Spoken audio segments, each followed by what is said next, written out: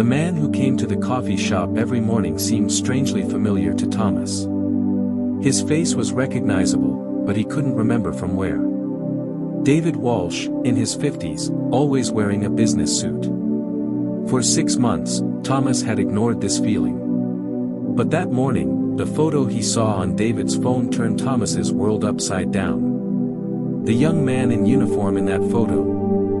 Thomas Martinez had wanted nothing more than a quiet job when he started working as a barista at Sunrise Coffee Shop.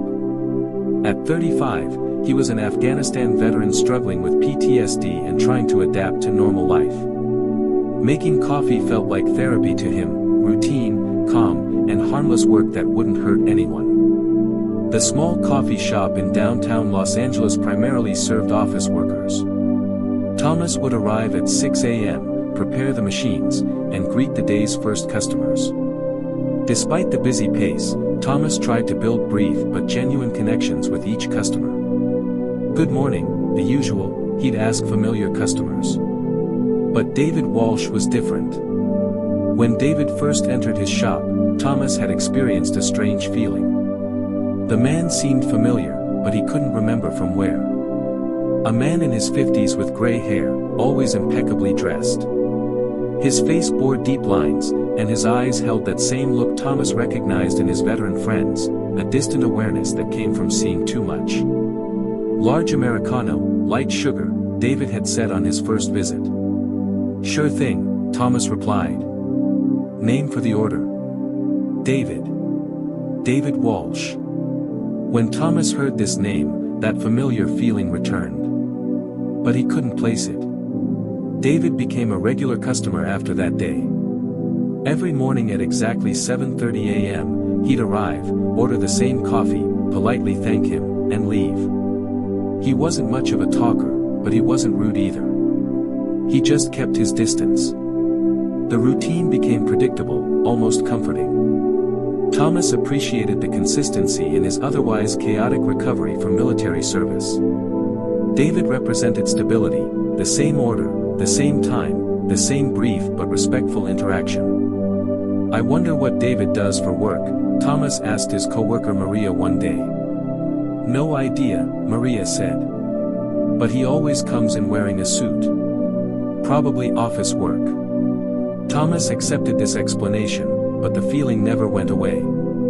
David's walk, his posture, the way he scanned the environment, these weren't characteristics of an ordinary office worker. There was something practiced about his movements, something that spoke of training and awareness that went beyond civilian life. 3 months passed. David still came every morning, but Thomas couldn't learn anything new about him. The man never said anything personal, never discussed work or family. Just, "Good morning, thank you, and have a good day." Thomas's curiosity grew. During his service in Afghanistan, he'd learned to read people, to notice details that others might miss. David had something about him, but Thomas couldn't put his finger on what it was. One Tuesday morning, David had placed his phone on the counter while reaching for his wallet. As Thomas prepared the coffee, a notification appeared on David's phone screen. Thomas unintentionally saw it, a photo message. The photo showed a young soldier in camouflage uniform, military position, stern expression. But most importantly, that face. Thomas recognized that face. His heart began racing. The young man in that photo was David, but a much younger version. And that uniform. Thomas knew that uniform very well. The insignia, the positioning, the backdrop, it wasn't just any military photo. This was special operations. "Your coffee's ready," Thomas said, his voice trembling slightly. David picked up his phone and looked at Thomas. "Thank you." But Thomas now knew who David Walsh was. At least partially. That evening, when Thomas got home, he pulled out his old military files. Photos from his deployment in Afghanistan, names, unit records. He searched for hours but couldn't find anything specific. But that uniform in the photo wouldn't leave his mind. It wasn't just an ordinary soldier's uniform. It had special unit markings that Thomas recognized from his time overseas. The next morning, David came in as usual. "Good morning, Thomas," he said. Thomas was surprised. David had never used his name before. "Good morning, David." "The usual?" "Yes, please." As Thomas prepared the coffee, he gathered his courage. "David, I couldn't help but notice the photo on your phone yesterday. Was it military related?" David's expression changed.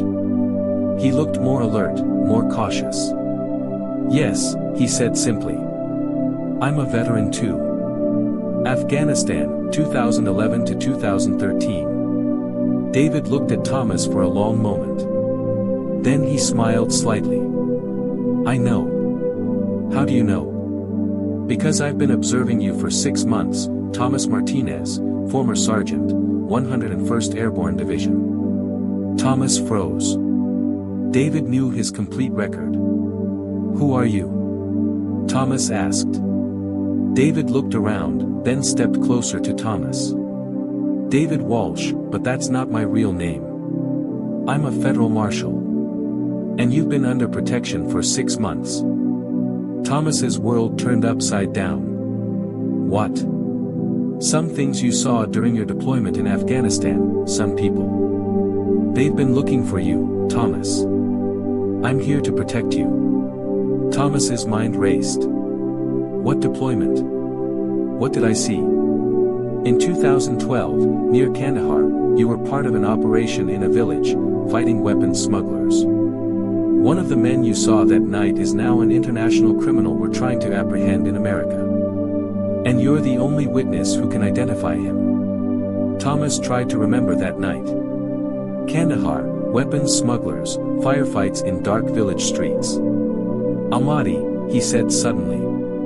"You mean him?" David nodded. "Yes. Qadir Ahmadi. He's now living in Los Angeles under a false identity. But you could recognize him. That's why he's targeting you. You've been watching me for 6 months. Protecting you. Since you started working here, we've been here too. It's not just me, we're a 3-person team." Thomas looked around. The coffee shop now felt different to him. "Where are the others?" "Maria is actually Agent Sarah Lopez. And the manager Jack is Agent Michael Green."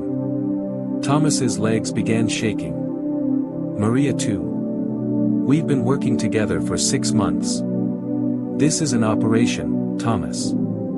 You needed to be safe until we could locate Ahmadi. So what happens now?"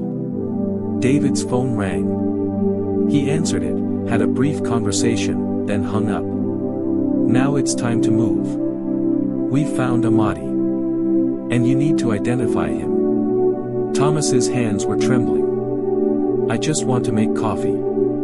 I want to live a normal life." "I know. And you will. But first we need to finish this." At that moment, Maria, Agent Lopez, rushed into the shop. "David, we need to move.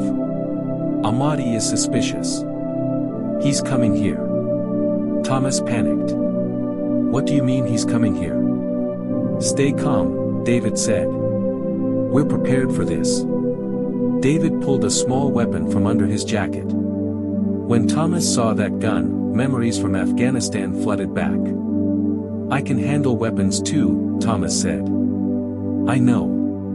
But this time you're just going to be a witness. We'll handle it." The weight of the situation hit Thomas. For 6 months, he thought he'd been living a quiet, normal life, slowly healing from his war trauma. In reality, he'd been the center of a federal operation, surrounded by agents whose job was to keep him alive until this moment. 3 men entered through the shop's door. The man in the middle had a face Thomas recognized. Qadir Ahmadi. 10 years had passed, but Thomas still recognized him. The other 2 men flanked him, clearly bodyguards, their eyes scanning the room with professional awareness. "Hello," Ahmadi said, looking directly at Thomas. "1 coffee, please." Thomas's heart pounded as he began preparing the coffee. He didn't know what David's plan was, but he had to trust him. The normalcy of making coffee felt surreal against the backdrop of mortal danger. "You're Thomas, aren't you?" Ahmadi said, his accent barely noticeable but still there. "Yes," Thomas said with a shaky voice. "Do you recognize me?" Thomas glanced at David. David gave a small nod of approval. "Yes," Thomas said. "I know you from Kandahar." "Kadir Ahmadi." Ahmadi's expression changed instantly. The pretense of being a customer vanished, replaced by cold calculation. His bodyguards moved their hands toward their jackets. "Federal Marshal!" David shouted, displaying his badge and weapon. "Hands up!" Maria had also drawn her weapon. Manager Jack entered through the back door. He was armed too. The coffee shop had become a tactical operation in seconds. Ahmadi's men tried to draw weapons, but it was too late. 3 federal agents had already surrounded them. "Kadir Ahmadi, you're under arrest," David announced. Thomas stood behind the counter, his heart racing. For 6 months he thought he was living a normal life, but he'd actually been at the center of a federal operation. As Ahmadi was handcuffed, he looked at Thomas. "This isn't over," he said in accented English. "It is over," David replied. "You've been running for 10 years. Now you'll face justice." Police sirens were approaching. Ahmadi and his men were led away. David turned to Thomas. "You're safe now. Truly safe." Thomas was still in shock. "Is Maria really an FBI agent?" Maria smiled apologetically. "Sorry, Thomas. But you were a great co-worker. So what happens now? Are you all leaving?" David nodded. "Our mission is complete. But you can stay here. This is really your job now. What about you? Will I see you again?" "Who knows," David said. "Maybe someday I'll come as an actual customer." Thomas laughed despite everything. For 6 months, his regular customer had actually been a federal agent protecting him. Life could be stranger than any story he'd ever heard. The next few days were a whirlwind of debriefings and paperwork. Federal prosecutors needed Thomas's testimony to build their case against Ahmadi. The weapons smuggling operation in Afghanistan had been connected to a larger international network, and Ahmadi was a key figure they'd been hunting for years. "Your identification was crucial," explained Assistant U.S. Attorney Jennifer Chen during one of the sessions. Ahmadi had successfully hidden his identity for a decade. Without your testimony, he would have remained free. Thomas learned more about the operation that had been protecting him. The coffee shop location hadn't been coincidental. Federal agents had researched his background, his preferences, his needs as a veteran struggling with PTSD. They'd chosen a place where he could find meaningful work while remaining under discreet protection. "We knew you needed purpose," David explained during their final meeting. "Just sitting in a safe house would have been devastating for your recovery. This way, you had a real job, real relationships, and real healing, while staying safe." The revelation reframed Thomas's entire 6 months of recovery. His progress hadn't been despite the protection operation, it had been because of it. The agents had created an environment where he could genuinely heal while staying alive. That evening, when Thomas got home, he felt peaceful for the first time in years. No more hidden threats, no unknown enemies. Ahmadi had been captured, and he was safe. The next morning, Thomas came to work at his regular time. David wasn't there, of course. But at 7:30 a.m., the door opened and a new customer entered. "Good morning," the man said. "Large Americano, light sugar." Thomas smiled. "Sure thing. Name for the order?" "Robert. Robert Johnson." As Thomas prepared the coffee, he wondered, was this man also a federal agent?